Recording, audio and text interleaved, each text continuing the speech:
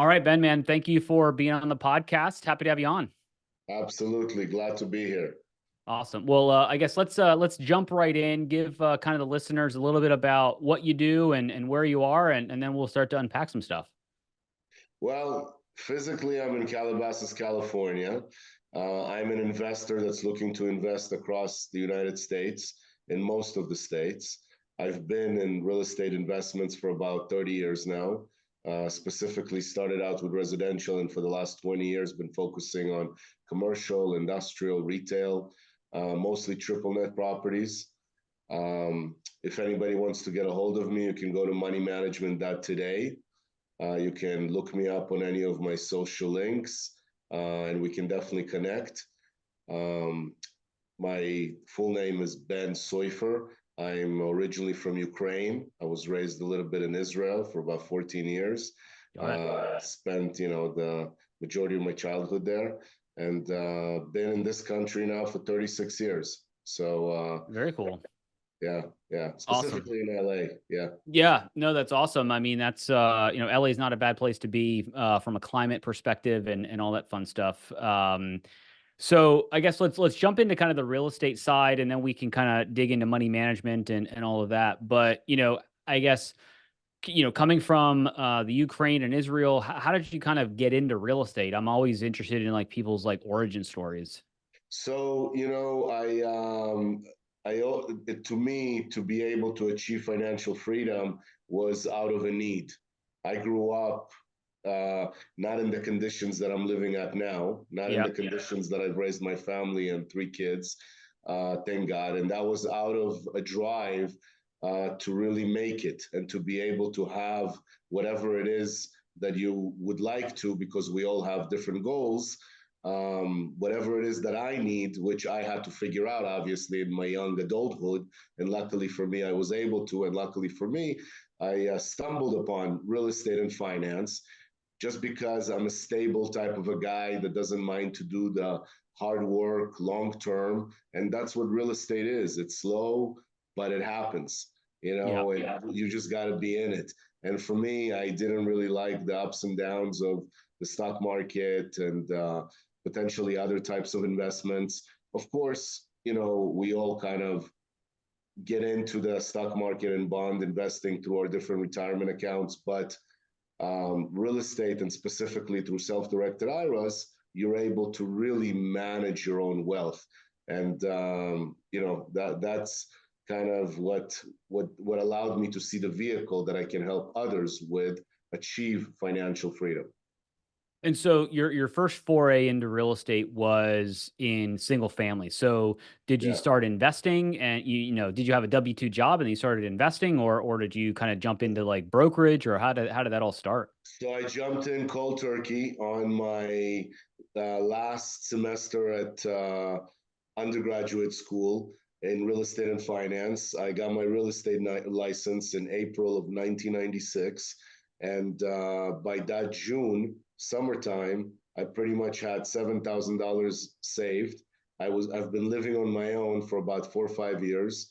So I knew how to live on a budget, Yep. and I knew I had 90 days to sell a house, and it's either make it or break it. And lucky for me, in the third month, I was able to make two sales. Of course, I didn't get the commission checks for those for about 45 to 60 days, but it allowed me the ability to see that I can be consistent as long as I keep working hard.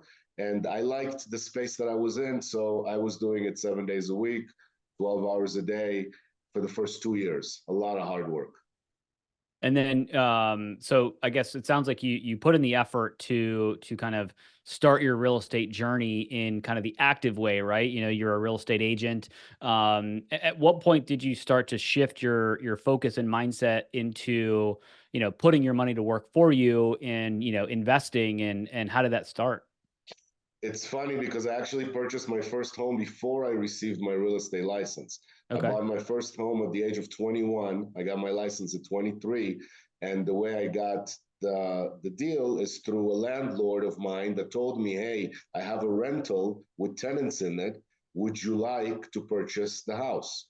Mm, And at that point, I was a waiter. and a manager in training at a Domino's, waiter at Olive Garden, going to college. And this is 1994, so we just had the earthquake. So prices here were pretty low, but he rehabbed the property and he was ready to flip it. So I was able to procure a borrower that would qualify for a loan, created a joint venture with that borrower, and syndicated my first deal at the age of 21. So I knew that real estate is really the long term. And I knew that in order for me to really know what the big guys are doing, the big companies, the asset management companies that are able to get the opportunistic deals, Yeah. I need to be able to sell to investors properties in order to be able to know what the game plan is. And that's what I did. I was focusing mostly on investors that were looking for real estate, as opposed to organic families that need to move to an area or move out of an area. Of course, I was doing that business also, but my Yeah. focus was more investor driven. So you mentioned a couple things there, like, you did a joint venture and then you did a syndication. Like, how did you at 21 get the knowledge or exposure to those types of vehicles? Where, I think if I was 21, I couldn't even spell those words, at that point, and had no real estate mindset. So, I'm just kind of curious always. I'm always curious how do people figure stuff out, right? And obviously you were resourceful and was like, how do I buy this? Not I can't afford it. It's like, how do I do it? Kind of a thing. I moved out at the age of 16 out of a need, out of not a good situation. I had to, prior to marrying my wife at the age of 25, I had to rehabilitate myself to become a proper adult for my future family. And that's kind of how real estate was to me. It was always something that I knew as long as I work at it, I'll be able to be good at it. Once I examined the other trades, construction, beginning when I started my college career, I wanted to be like a good Jewish boy, a doctor. And then when I understood that I'm not into biology and chemistry, I switched to poli-sci. Then when I knew I have to go to law school, to be an attorney, 3 more years, I go, okay, that's not for me. I'm living on my own. I'm on the whatever minimum is in order to actually make good money plan. That was my plan. So I kept going to school, educating myself in the focus that I saw myself gravitating towards. I really wanted it. I was very hungry for it. And that's most of the people that I've worked with throughout my career. For them to be able to achieve similar success, they got to really want it. And once they want it, it becomes a little bit easier. Yeah, well, I think a lot of people, and I would lump myself into this, especially early on, is like, if you hit that roadblock of like, well, I don't know how to do it, I'm just going to quit and go find something easier to do. You had a different philosophy around, just getting shit done and being able to, find a way to figure it out and do it. So I think that's super fascinating and a really, strong mindset to kind of start your journey, because obviously, real estate is a lot of things. It takes a lot of grit and hard work to kind of get the flywheel moving, and then it just takes a little bit of effort to kind of keep the ball moving as far as that goes. So I want to kind of jump into or shift into kind of some of your commercial stuff. Obviously, it sounds like you started your career early on in residential, but before we jump into the commercial side, I want to take a quick sponsor break. So we will be right back.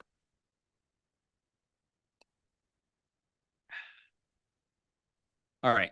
3, 2, 1. All right. We are back on the Work Hard, Invest Harder podcast. We've got Ben Soifer on the pod. And so, Ben, you started talking about your journey in kind of the residential real estate side. That's kind of how you kind of started your real estate journey. And you did that, I think you said, for the first like 10 years in your real estate experience. And then about after that 10 years, you shifted into more of a commercial real estate focus, looking at different asset classes. So I'm always curious, how did you, change your mindset to going away from just investing and working in residential real estate to then going kind of upstream, so to speak, and going into the commercial side? So yeah, I actually I created a little portfolio of properties that were key acquisitions that I made in my first 10 years of investing. And Okay. it's available also on our webpage, moneymanagement.today, under Soifer Investments. That's specifically my you know, investments, like I said, in the first 10 years. So a lot of them were exchanges, in order to save money with the IRS, you're behooved to go and find another property that's a rental property. And that way, you don't have to pay Uncle Sam. So Yeah. I started out with SFR, single family residences, because that's what I was selling my clients anyways. So obviously I'm able to find the deal because I'm in the business. Yeah. And as long as I saved up my commissions, then I should be able to buy a home. And that's really what I was doing. My first year in the business, I bought 2 properties. My second year in the business, I bought 2 more properties. Then it was 1998. Everything's been going up since 94. I got a little bit scared. Then a little bit the 2000, correction that happened through the internet bubble. Yeah. That obviously put a little bit brakes into it, but I continued to buy throughout. Where in 2004, I actually did my first commercial deals. Okay. I had a property in Woodland Hills here, which I was able to exchange into a shopping center in Houston. And at that time, LoopNet, CoStar was just starting out. This is 2004. You were able to actually find good deals on those platforms. Right now, it's a little bit more difficult, which Yeah. is a whole other story. But I realized, even though my bread and butter was obviously, selling to the people around me that I've been selling for the last decade, real estate, but my investment focus was completely on commercial properties that are triple net leases, so that way the investor is able to really not withstand when tax fees go up, or when there's other expenses to the property. you know that's why triple net leases are really the best for the investor. And understanding that the exit strategy, that if we want to work for 10 years, for 15 years, when are we going to be able to get that passive income that's really going to give us what we need in order to live? And all we need in order to get that income is make sure that it's secured by good collateral, where it's growing and it's, counter fighting inflation. And that's real estate. That's real estate. So at the end of the day, how can you manage it better? How can you be part of the better deals where hopefully your partners are doing the best and not charging you too much? That's the Yeah. goal, just like any investor would want. So because I was in it, and because I saw, all of the opportunities, and I had other investors that I was working with that showed me what they were doing, that allowed me to really compound my growth. When you said earlier, how is it that you even knew how to get into it, or all of that? It's I surrounded myself with people that were doing it, and they were willing to share. Yeah. Yeah, I think you mentioned a couple things that I want to dig into, but the last thing you mentioned is super important, and I think finding a mentor or a group of people that are like minded and hopefully farther than you are in your journey, right? So you can kind of learn from them and hopefully avoid some of the roadblocks and the potholes that they had to stumble through.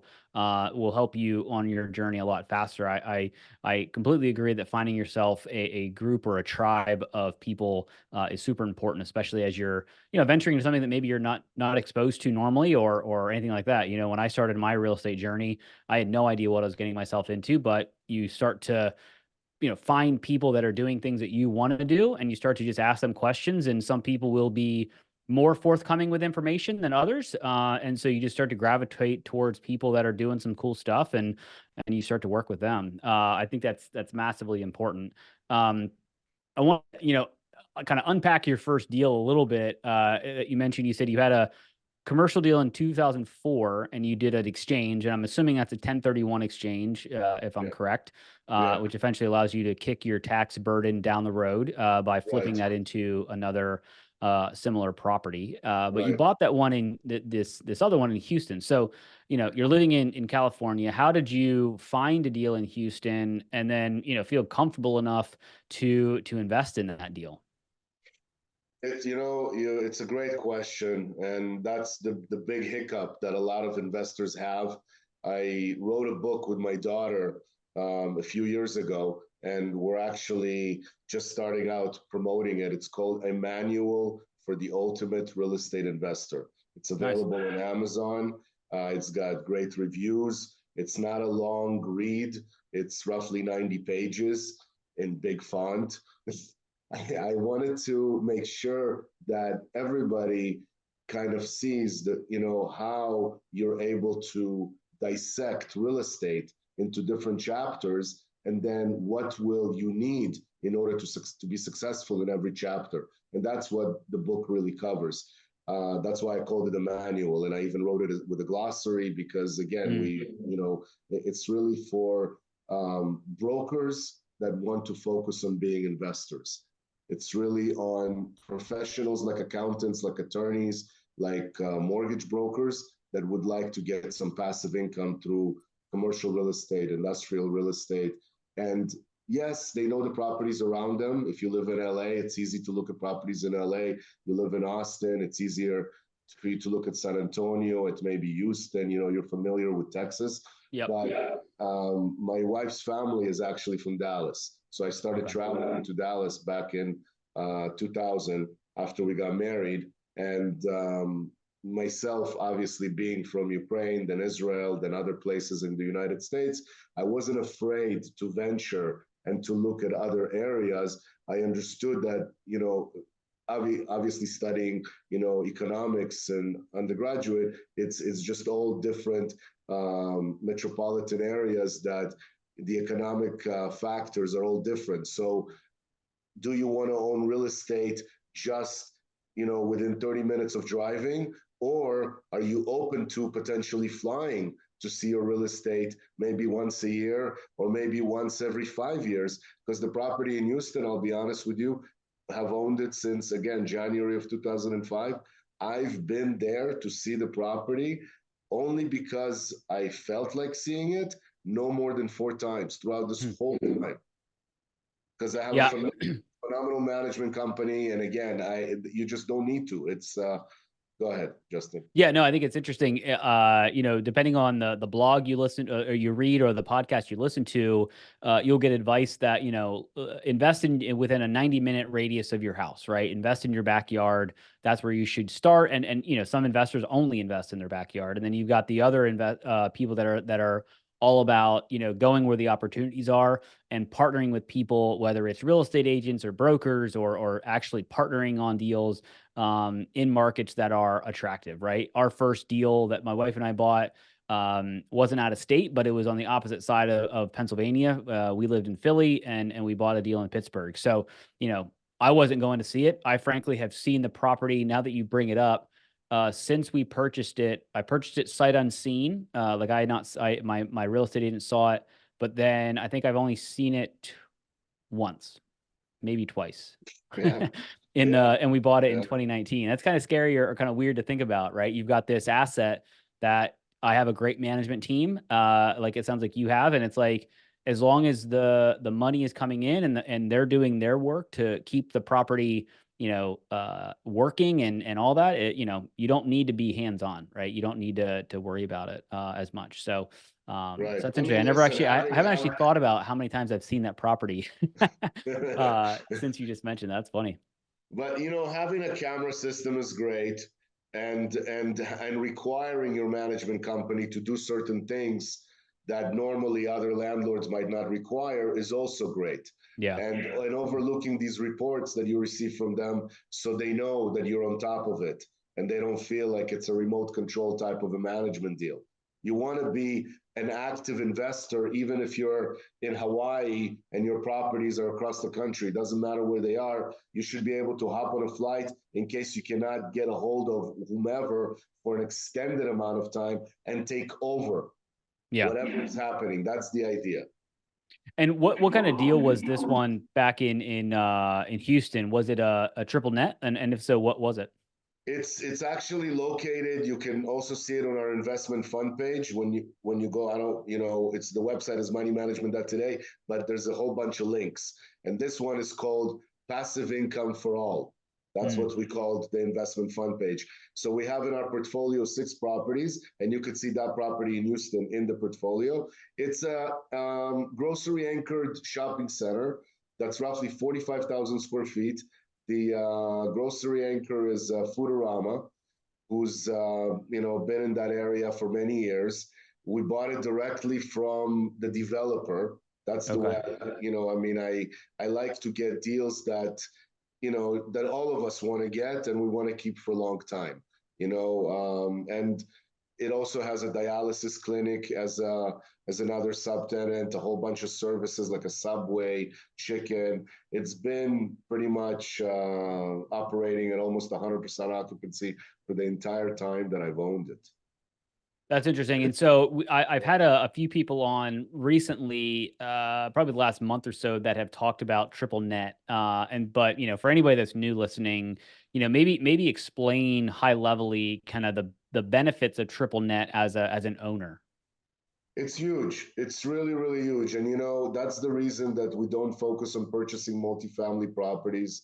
And that's the reason why we're not focused on purchasing properties towards Airbnb or short rental. Of course, if we receive a portfolio of multifamily or Airbnb properties at a 20-25% discount, we'll purchase it, but we're not going to keep it long term. The biggest reason is triple net leases allow the investor, the owner of the property, to pass through all of the expenses that are on the property. And that includes real estate taxes that go up in a lot of non-disclosure states like Texas. The rate for the most part is 2.8 to 3%. And most properties, when you buy them, they're being valued at maybe half of that. Yeah. And the brokers are always saying, don't worry about it. The tenants can pay for it. But you can't just raise up their CAM like crazy. They're going to be unhappy. So you got to foresee these things ahead of time. Of course, you're going to be appealing it. But going back to what a triple net is, again, it allows the owners to really maximize their capital in an investment. And so if you have a grocery store, right? Yeah. I'm assuming the leases are 3 to 5+ years. Oh, normally, yeah. Plus, Okay. with some options. Typically, like with Foodorama, it's 5 years. Okay. Longer. Yeah, And so if they need to do any internal things yeah. to fix something, whether it's, the refrigerator system breaks or I guess all those expenses are on the tenant, right? Um, Unless you have some sort of an exclusion in the lease. Again, got it. where they are capped at how much they're going to pay for taxes, for insurance, for air conditioning, they can cap it. And then at that point, it's up to you as a landlord to say, I'll be okay with it, or no, I don't want it. I want a complete, clean, triple net lease. And at that point, it just depends on how badly they want the space. Yeah. And then what happens if, and maybe this is like their insurance kicks in, but if there is like a roof leak or something like Yeah. that, is that something that the tenant would have insurance that they would then have to figure out? We have to go back to what the lease says Got and it. whose responsibility it is. And at that point, we have our own insurance, they have their own insurance.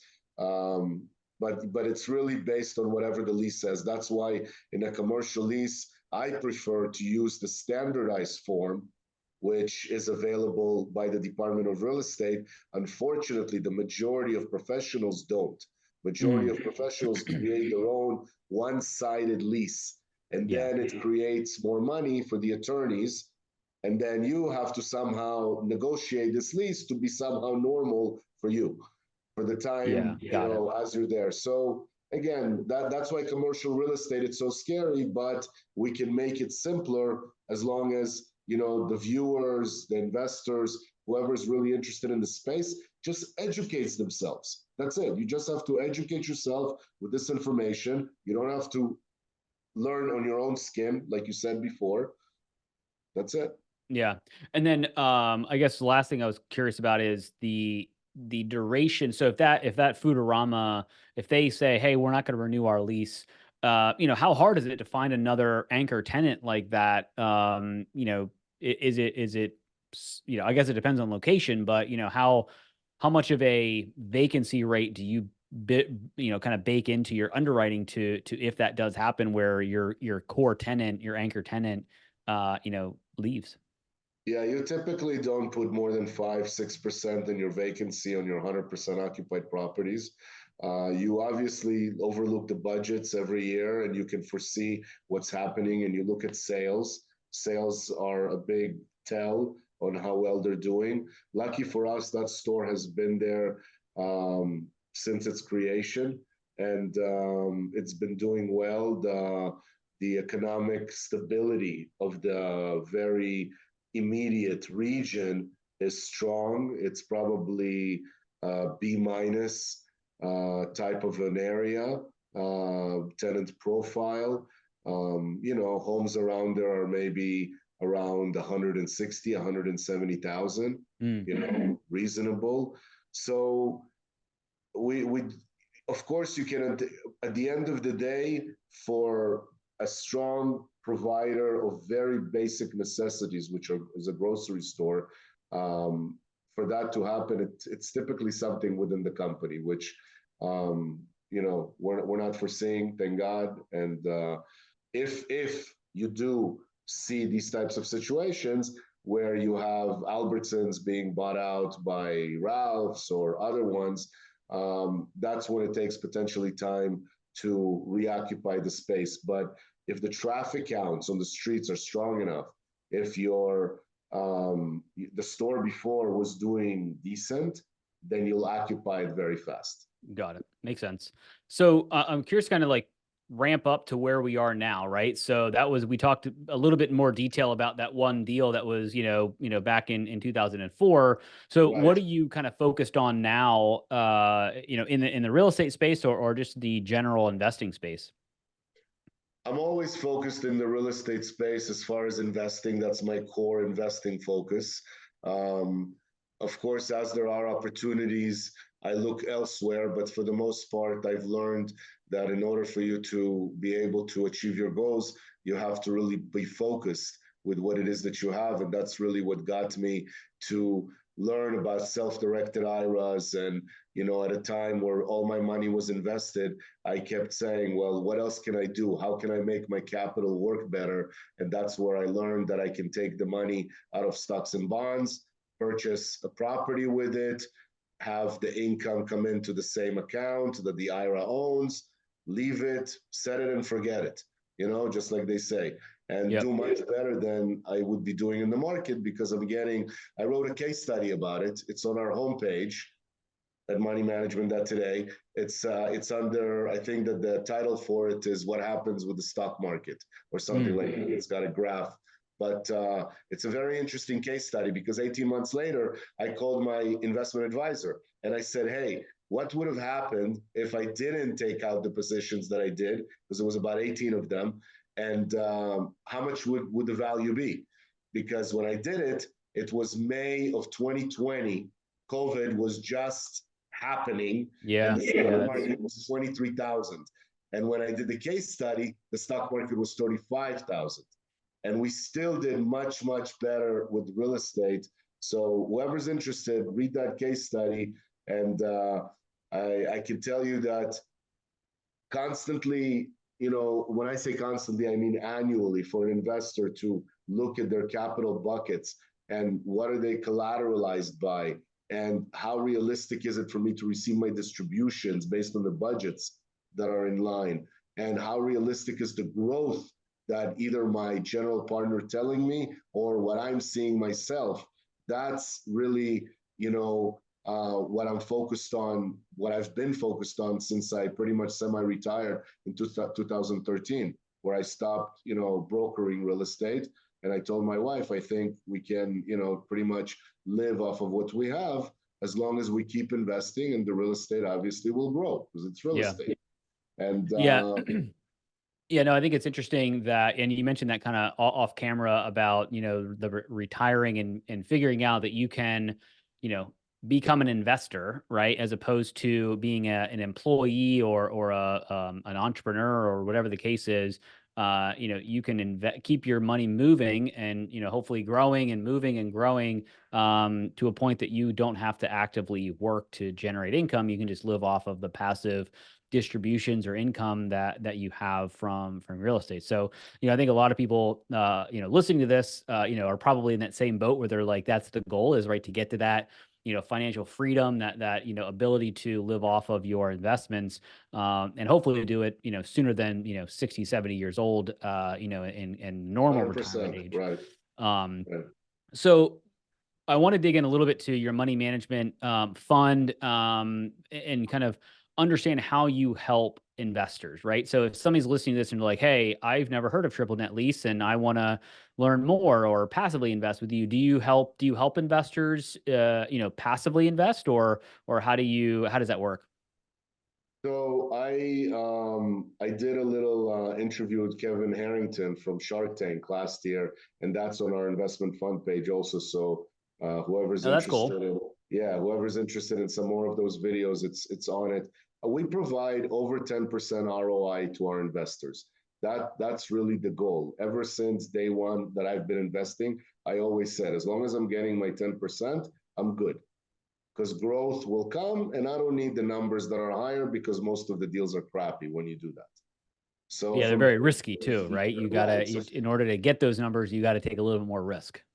right, and I'm not a risk, tolerant individual. I worked very hard for everything I had, so I wanted to make sure that, whatever deals I was putting my money, at least I don't lose it. Maybe I'm not going to get the same return at the other deals, but long term, I'm going to get to where I need to get to. And that's what all the individuals that are really seeking financial freedom should do. They have to kind of analyze, or they can contact me, and let me know what it is that they're doing, where their money is invested, and how it is that our private equity fund can help them. So, like I started saying, we do provide over 10% ROI from day one. We have quarterly distributions, and the money is secured by real estate and commercial bridge loans. At Okay. this at this point, the portfolio only has real estate. We haven't funded any commercial bridge loans through the fund, but we are looking to do them to make those fundings as the deals come available. As we have extra money being available by investors saying, "Hey Ben, where can you place my money?" Because you have to have an origination system for purchasing properties. We have an origination system, which is us. We've been investing in the space, like I said, for 30 years. So we're getting constantly deals. We're just being very picky. When you asked me how is the market different now than 2005, rates wise, it's funny because the original rate that we got on that deal was 5.5% back in January of 2005. And now that everything came up to 5.75%, 6% on the commercial, for the most part, that's what we're getting quoted from life insurance companies. You know, we're able to obviously work the deals because we just have to buy the deal at a little bit of a higher cap, which is the return on the investment, in order to get that 10% ROI return. So the market, honestly, in the commercial space, industrial space, retail space, again, not office space, not multifamily space, not short-term rentals. In those other spaces, you're based off of needed services. When your tenants are needed services, local businesses that have been there, the customers need them, you are able to counterattack internet, e-commerce. You're able to counterattack, other businesses that are not established. And that's the only types of properties that we look to, the way I like to say it, get married to. Because Yeah. every time, you buy a property, you have to do your really 10-year numbers, 20-year numbers. We don't look to sell. We only look to buy long term. This is an evergreen fund. So that's the other nice thing, that the idea was, my friends kept telling me, how is it that you're riding your bike, rollerblading, and you're managing this real estate portfolio and buying deals and doing, I said, it's all about, the people that you work with and the product that you're dealing with. And because we're dealing with mostly triple net properties, with pride of real estate locations, with other parties that want us to be able to purchase the deal at market value, that's what allows for this to continue. No, I think that's awesome. And I think one thing I wanted to understand and I think highlight is kind of the team, right? This is a team sport, commercial real estate. Yes. It's almost impossible to do it by yourself. I'm sure there are people out there that can do it by themselves, but it does take a village to find, underwrite, acquire, and manage these assets. So maybe talk a little bit about your team, and maybe these are employees or partners or service providers like brokers and property managers. I'm just kind of curious how you build out your team so that you can, ride your bike but still acquire, Well, multi-million dollar assets. they're all service providers. They're all management companies that are typically pretty, close to the subject property or to the properties that they're managing. In addition to that, we have our general partners. Every single the fund is a limited liability partner, and the general partner, who's normally an accountant, an attorney, a real estate professional, or just a real estate investor, they put 10% in the deal, and they Got it. are able to receive the return, and they are really the boots on the ground that deals with the management company in order to provide the investors of the fund the same benefits that they are receiving, but without having to deal with the headache. So it's all about having enough people to split the pie with. A lot of people like to kind of hog the pie, and Yeah. I you can't scale up when you do that, and you can't have proper attention if you don't have individuals that know exactly what's going on. And in order to talk to the person that knows exactly what's going on, you have to have boots on the ground. So we have boots on the ground. Like I mentioned to you before, our latest purchase in August of 22 is a property in West Michigan that Dan got us. Yeah. And at the end of the day, West Michigan was a new market for us, but the management company that Dan recommended, Keystone Management, has been phenomenal. And even though the actual management company is 2 hours from the property, they were able to make it over the holidays and provide tenants gift baskets and do a proper tour. So it really boils down to, are you wanting to be the type of asset landlord that the tenants want to stay in your location, or are you making it so tough on your tenants that they're just looking for other options? And we always look for the better way of our tenants staying and obviously flourishing with our locations. Yeah, no, I think that makes a lot of sense. And, having the right property management team is ultra important. We talked about that a little earlier. So I think that's awesome.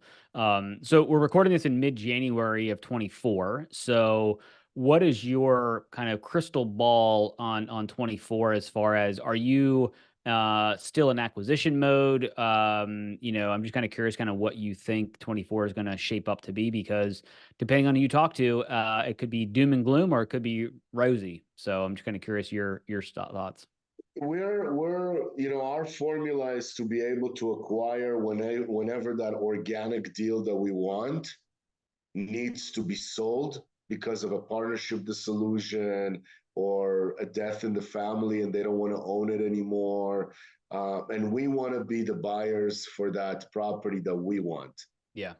at market value. So being able to get the loans at a reasonable rate as the market shifts, that's what allows you to really purchase properties all the time.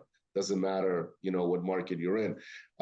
As far as transactions, last year, I'm sure has been the lowest in residential and commercial as far as all, industry wide. And that's something that, I believe there are platforms that can be used in order to make the industry a lot more transparent, Mm. because currently there's a lot of inventory that's just not being shown to those buyers that are looking for it.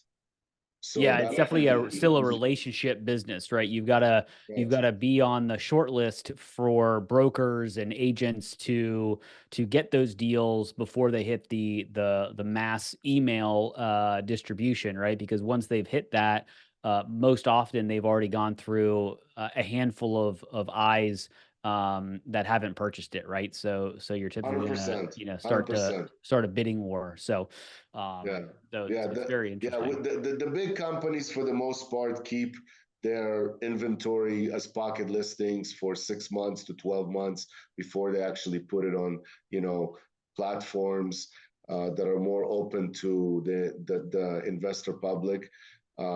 We created a course called Commercial Investment Debt Consultant, Mm. which is also on our site, and it's available on Udemy from 10 to 15 bucks. Normally it's 180 bucks.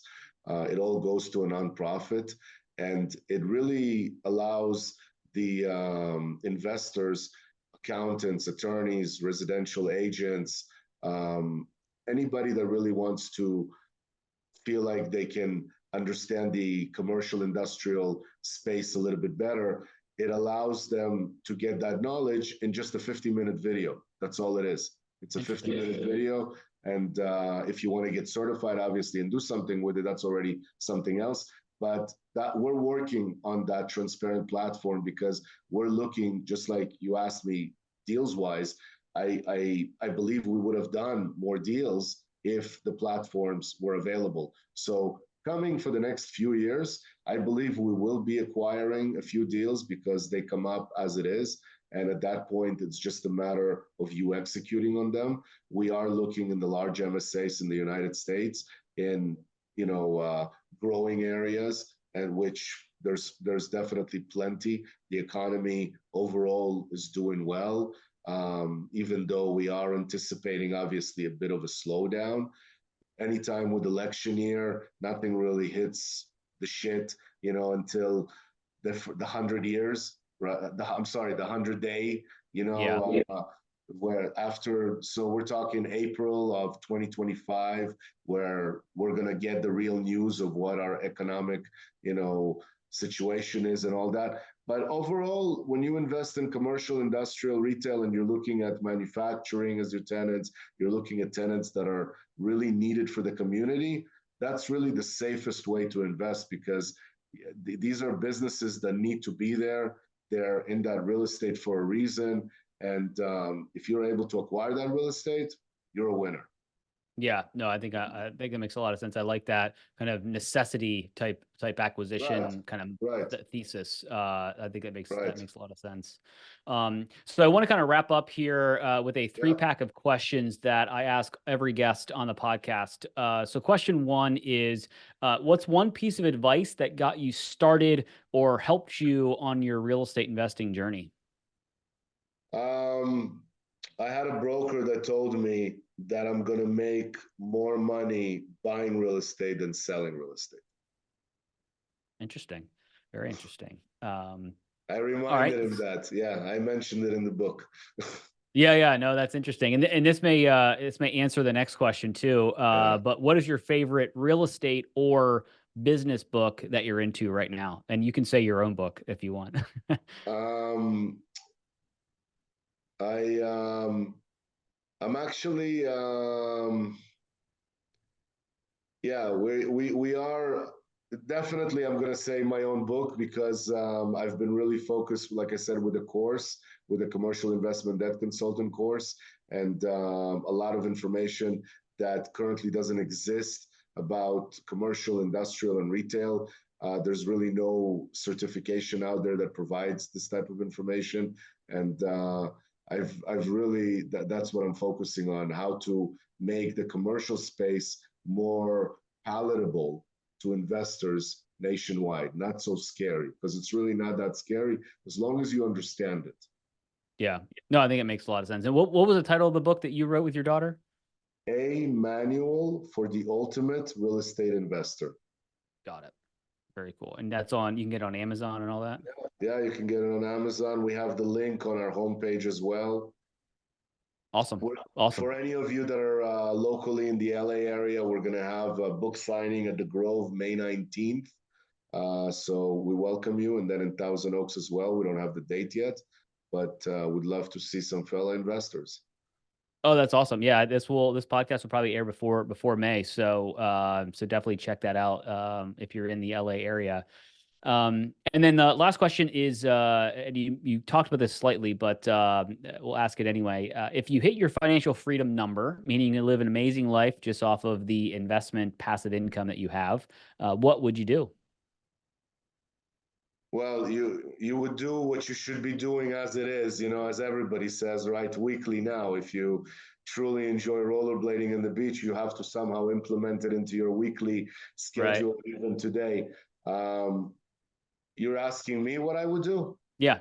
Oh, I would definitely be spending more time doing it, as opposed to, right now. I'm really keen on education, keen on spreading the message, keen on, really allowing others that are looking for another way to be able to invest their capital, feel good about it, and understand what it is that is in that vehicle.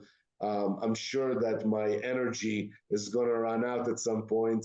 Um, but honestly, if it doesn't, and my goal, I'm 50 years old. My goal was to do this until 65, 70. If I continue to be passionate about it with amazing people around me, hey, why stop? Right? Yeah. Yeah, no, I think that makes a lot of sense, and I hear that a lot when I ask that question to people that are passionate about what they're doing. It's like I'm doing what I'm doing. I would just maybe travel more, or do something Right. else with some spare time. But Yeah. no, it makes a lot of sense. Ben, this has been awesome to kind of learn about your Yeah. journey. You mentioned it a little bit already, but I'll plug it again. What's if somebody wants to reach out to you? What's the best way to get you? Learn more about what you're doing. Moneymanagement.today is the website. You can find us also on Facebook, on LinkedIn. You can find myself as well, on Instagram. We're very approachable, very direct, and we like to do business the old fashioned way with all of the modern techniques and tools and platforms that are available to all of us. Why not use technology to our best? I remember when I signed my first deal back in 2006 using an iPhone, sitting from a Starbucks while my wife was visiting her grandma. And I was so proud of myself. I had to use like 3 apps to make it Yeah. happen. But I was so proud of myself because I'm like, yeah, I'm being efficient. Yeah, no, that's awesome. I think the real estate market can still afford some technology 100%. integrations to make things a little bit more transparent, like to your point, and a little bit simpler. So, Ben, man, really appreciate the time. This has been awesome, Absolutely. and yeah, we'll talk soon. Sounds good. Thank you, Justin.